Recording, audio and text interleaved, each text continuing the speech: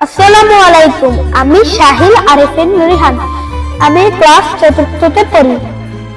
আবৃত্তি করছি কবি অনুরাশঙ্কর রায়ের নেমন্তন্ন কবিতাটি। চলুন শোনা যাক। যাচ্ছ পিঠা চাংড়ি পেতা, কিসের জন্য নেমন্তন্ন? বিয়ের বুঝি না বাবুজি, কিসের তবে ভোজন হবে?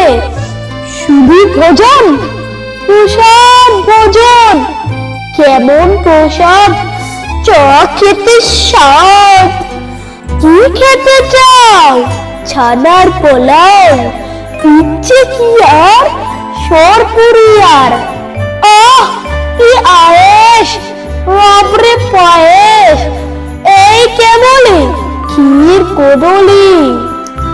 বাহ কি ফোলার, সবরি কলার।